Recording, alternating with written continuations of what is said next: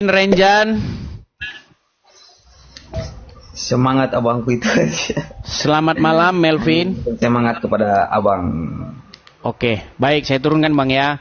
Teman-teman sekalian, kalau hanya memberikan semangat, teman-teman tidak perlu naik ya. Teman-teman sekalian, kalau hanya mau ngomong memberikan semangat, jangan ngajukan permintaan naik, tolong teman-teman ya. Kita bukan acara-acara yang ini teman-teman. Kita bukan acara-acara semangat ya, semangat bukan gitu. Teman-teman nggak perlu kalau cuma ngomong gitu naik ke atas ya. Oke, kita kasih naik ada Gemoy Yuzimaki. Oke, Gemoy. Ya. Selamat malam Gemoy. Halo Gemoy. Malam. Ya, selamat malam Gemoy, silahkan nyalakan kamera, mari kita diskusi yuk, silakan. Silakan. Saya kirimkan ya permintaan untuk menyalakan kamera, silakan.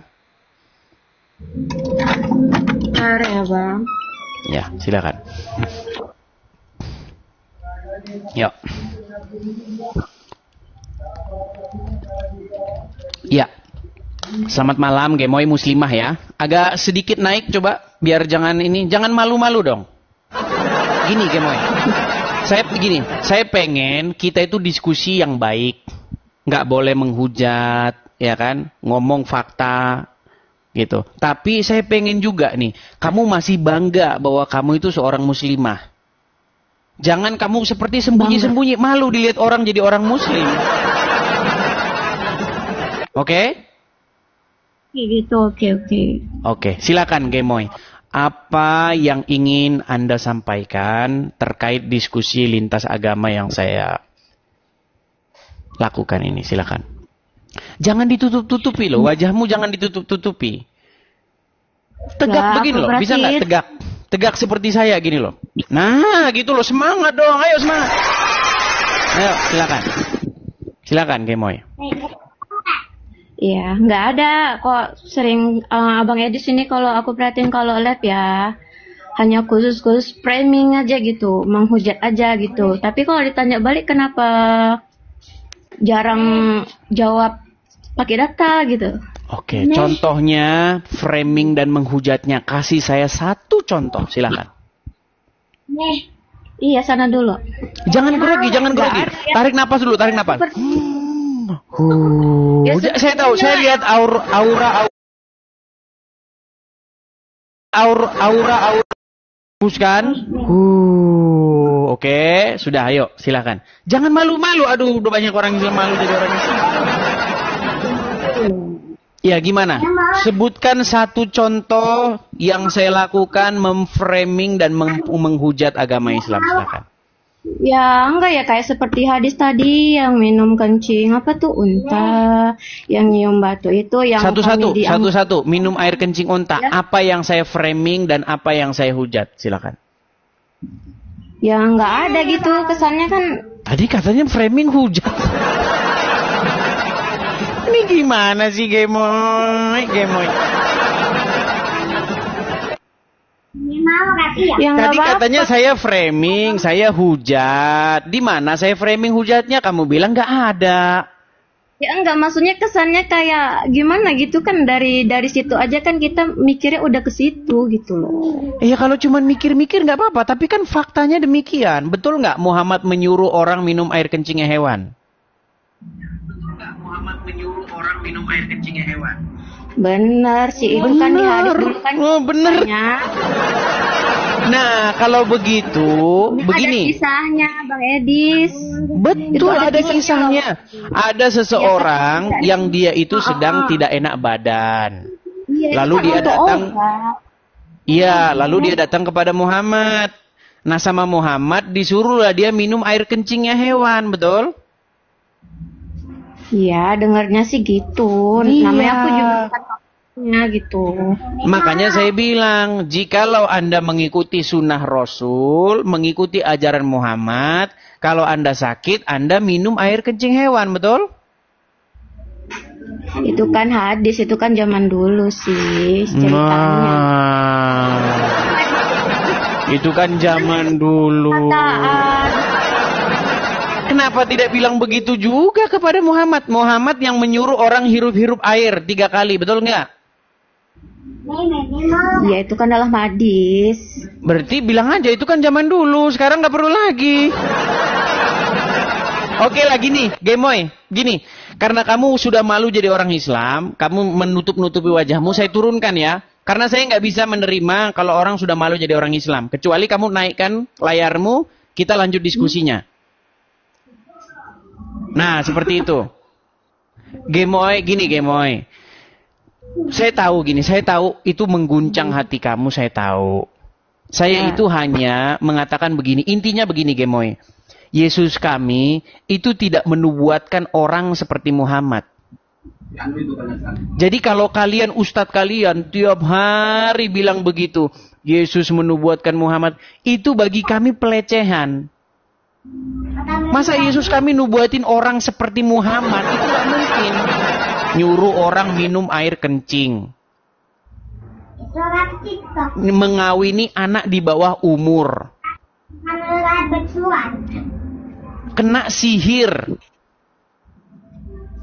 Apalagi? Mengawini anak di bawah umur gitu. Siti apa? Berapa umur Aisyah ketika dinikahi Muhammad?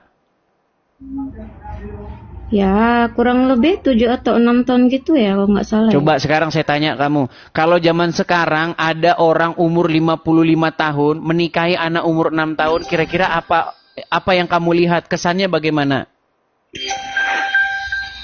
Ya nggak cocok lah. Ya nggak cocok. Makanya saya bilang, ketika kalian mengatakan Muhammad suri tauladan, bagaimana kamu mengatakan dia suri tauladan, tapi di detik yang sama kamu mengatakan itu tidak pantas dilakukan? Iya, cuman kalau kita balik nanya juga kan kayak ajaran kalian kan bang, banyak juga yang nggak. Oh, berarti kamu mengakui bahwa ajaran itu nggak benar? Ya. Gimana bang? Berarti kamu mengakui bahwa ajaran Islam itu nggak benar? Benar lah. Kalau oke, berarti menikahi anak umur 6 tahun itu benar? Dulu kan nggak ada hukumnya ya. Dulu nggak ada hukumnya. Katanya Muhammad suri tauladan sepanjang masa. Iya, suri tauladan sepanjang masa. Sampai hari ini patut dicontoh nggak dia? Patut. Apakah juga sampai lah. detik ini dia patut dicontoh? Patut. Oke, berarti patut orang mengawini anak umur 6 tahun? Ya kalau yang kayak gitu ya nggak wajar lah. Berarti nggak patut dicontoh. Ini gimana sih Gemoy? Kamu bilang Muhammad patut dicontoh, tapi sekarang nggak patut dicontoh, ini gimana? Sebenarnya saya tahu kok, di dalam hati kecil kalian, di dalam hati kecilmu, itu memberontak, saya tahu. Gitu loh. Saya pernah ngobrol. Saya tanya begini, kamu tahu nggak siapa itu Aisyah? Tahu, istrinya Muhammad. Berapa umur Aisyah ketika dinikahi? Dia nggak tahu loh, Aisyah itu dinikahi umur 6 tahun. Coba bayangin.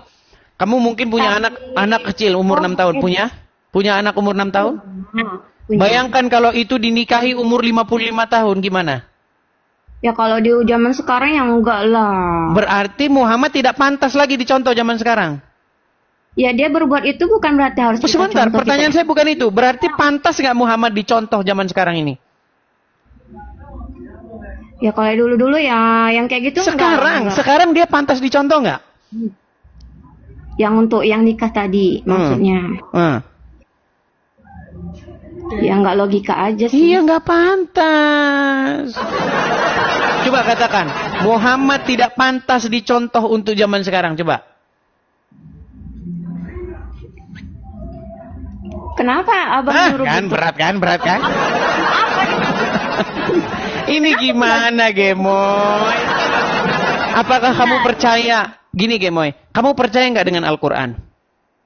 Ya percaya lah. Oke, di dalam Al-Quran dikatakan nggak? Di dalam diri Rasul itu terdapat suri tauladan yang baik. Percaya?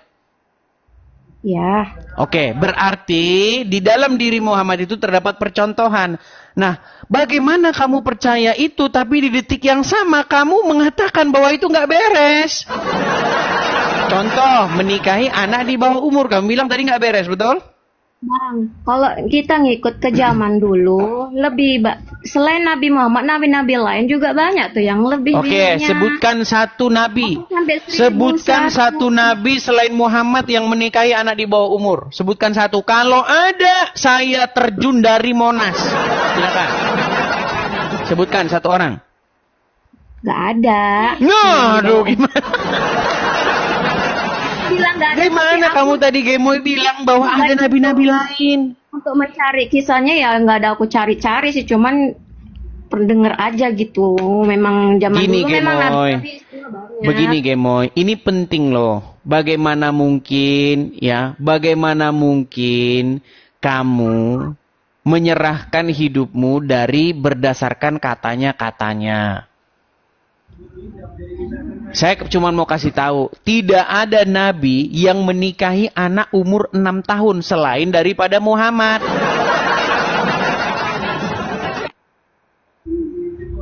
Aku dong ganti nanya balik, boleh nggak Bang Edi? Oke, nggak apa-apa, silakan. Yuk, tanya balik, silakan. Tapi kamu jangan ini dong. Coba kamu bisa tegap, tegap gitu loh. Tiga. Nah, gitu ya, silakan. Yuk, jangan malu-malu. Macet. Ayo, saya mengundang yang muslimah. Gini loh, saya diskusi dengan Anda itu baik-baik. Saya nggak ada menghujat-menghujat. Kalau sampai omongan saya itu tidak terbukti kebenarannya, saya terjun dari Monas. Yuk, silakan. Jangan macet, Gemoy. Aduh, mental dia. Ayo, silakan muslim yang lain. Silakan muslim yang lain. Ayo, saya berikan kalian kesempatan.